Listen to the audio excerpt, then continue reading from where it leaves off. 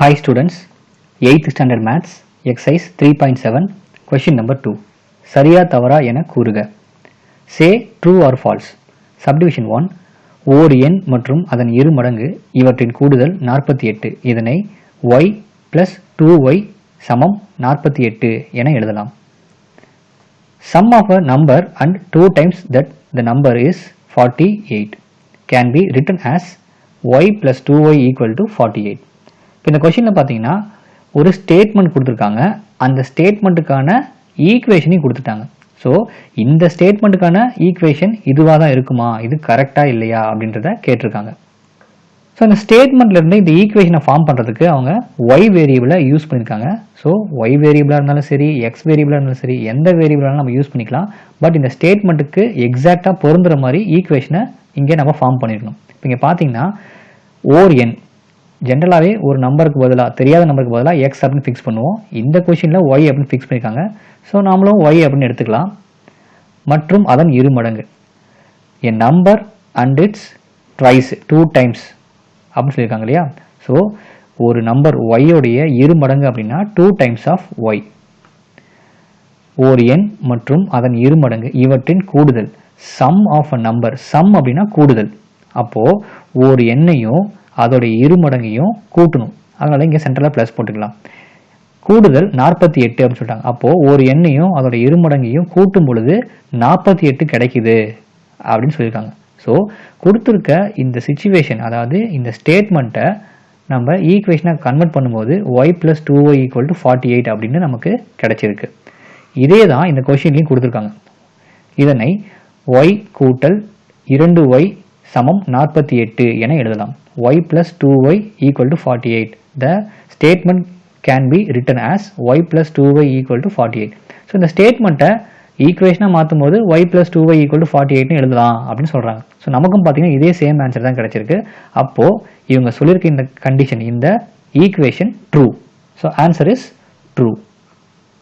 சரி, next subdivision 2 பாருங்கள்.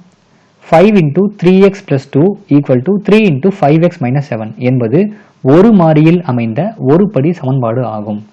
5 into 3x plus 2 equal to 3 into 5x minus 7 is a linear equation in one variable. இப்போ இந்த கொஷினில் பார்த்தீங்கன்னா ஒரு ஈக்குவேஷன் கொடுத்துருக்காங்க. இது லீனியர் ஈக்குவேஷன் வித் ஒன் வேரியபிளா இல்லையா அப்படின்றது தான் இங்கே சொல்லியிருக்காங்க. ஸோ இங்கே வந்து லீனியர் ஈக்குவேஷன் வித் ஒன் வேரியபிள்னு சொல்லியிருக்காங்க. இது ட்ரூவா இல்லையா அப்படின்றத நம்ம சொல்லணும். இங்கே பார்த்தீங்கன்னா ஒரு மாறியில் அமைந்த லீனியர் ஈக்குவேஷன் வித் ஒன் வேரியபிள்னு சொல்லியிருக்காங்க. ஒரு மாறி அப்படின்னா ஏதாவது ஒரு வேரியபிளாக வந்திருக்கணும். விச் மீன்ஸ் ஒன்று எக்ஸ் வேரியபிள் வந்திருக்கணும், இல்லைனா ஒய் வேரியபிள் வந்திருக்கணும், இல்லைனா இசட் வேரியபிள். மிங்கிள்ஸ் வரக்கூடாது. அதாவது எக்ஸ் ஒய், ஒய் இசட் இந்த மாதிரி மோர் தென் ஒன் வேரியபிள் யூஸ் பண்ணக்கூடாது. இப்போ இங்கே பார்த்தீங்கன்னா இங்கேயும் எக்ஸ் தான் இருக்குது, இங்கேயும் எக்ஸ் தான் இருக்குது. ஸோ த்ரூ அவுட் இந்த ஈக்குவேஷன் ஃபுல்லாக ஒரே ஒரு எக்ஸ் வேரியபிள் தான் அங்கேயும் இங்கேயும் யூஸ் பண்ணியிருக்காங்க. ஸோ இது ஒரு மாறியில் அமைந்தது. ஸோ இதை நம்ம டிக் பண்ணிக்கலாம். அடுத்தது ஒரு படி சமன்பாடுன்னு சொல்லியிருக்காங்க. லீனியர் ஈக்குவேஷன் சொல்லியிருக்காங்க. லீனியர் அப்படின்னா அந்த வேரியபிளுடைய ஹையஸ்ட் பவர் 1 இருக்கணும். ஸோ இந்த ஈக்குவேஷனில் பார்த்தீங்கன்னா எக்ஸ் வேரியபிள் யூஸ் பண்ணியிருக்காங்க. இந்த எக்ஸ் வேரியபிளுடைய பவர் பார்த்தீங்கன்னா எதுவுமே இல்லை. ஸோ ரெண்டு இடத்துல இருக்கிற எக்ஸ்லையுமே பார்த்தீங்கன்னா பவரில் எதுவுமே இல்லை. பவர் எதுவுமே இல்லை அப்படின்னா அங்கே 1 மறைஞ்சிருக்கு அப்படின்னு அர்த்தம். அப்போது இந்த எக்ஸுடைய பவரும் 1, இந்த எக்ஸுடைய பவரும் 1. எப்போ ஒரு வேரியபிளுடைய பவர் 1 இருக்குதோ, அதாவது ஒரு ஈக்குவேஷனில் ஒரு வேரியபிளுடைய ஹையஸ்ட் பவர் 1 இருந்தது அப்படின்னா அந்த ஈக்குவேஷனை தான் நம்ம லீனியர் ஈக்குவேஷன், ஒரு படி சமன்பாடு அப்படின்னு சொல்லுவோம். இப்போது இங்கே பார்த்தீங்கன்னா இந்த எக்ஸோடைய பவர் 1 இருக்குது, இந்த எக்ஸோடைய பவரும் 1 இருக்குது. அப்போ இது ஒரு படி சமன்பாடு. அண்ட் தென் இந்த எக்ஸை தவிர வேறு எந்த வேரியபிளும் வரல. அப்போது இது ஒரு மாறியில் அமைந்த ஒரு படி சமன்பாடு. Which means this is a linear equation in one variable. So இவங்க சொல்லியிருக்க இந்த condition true. therefore the answer is true. Next subdivision 3 பாருங்க. ஓர் எண்ணின் 3இல் ஒரு மடங்கு என்பது அவ்வெண்ணிலிருந்து 10ஐ கழிப்பதற்கு சமம் எனில் அந்த சமன்பாட்டின் தீர்வு x equal to 25 ஆகும். x equal to 25 is the solution of 1/3 of a number is less than 10 the original number. இப்போ இந்த கொஷின்லையும் பார்த்தீங்கன்னா ஒரு சிச்சுவேஷன் கொடுத்துருக்காங்க.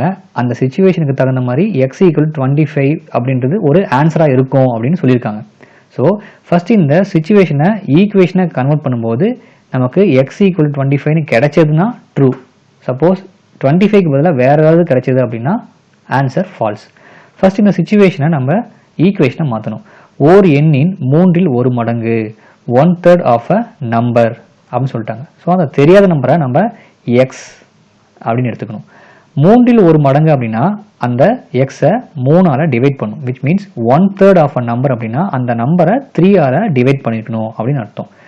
ஒரு எண் எக்ஸு அதன் 1/3 மடங்கு அப்படின்னு சொல்லியிருக்காங்க. 1/3 அப்படின்னா அந்த நம்பரை 3ஆல் டிவைட் பண்ணணும். 80. ஸோ இங்கே ஈக்குவல் போட்டுக்கிறோம். ஸோ x/3 அப்படின்றது எதுக்கு ஈக்குவலாக இருக்கும் அப்படின்னா அவ்வெண்ணிலிருந்து 10ஐ கழிப்பதற்கு அந்த நம்பர்லேருந்து, அந்த நம்பர் என்னது X.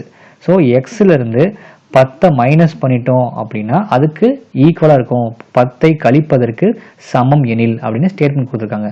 So 1/3 of a number is less than 10 the original number அப்படின்னு சொல்லியிருக்காங்க. ஸோ ஒரு எண்ணில் 1/3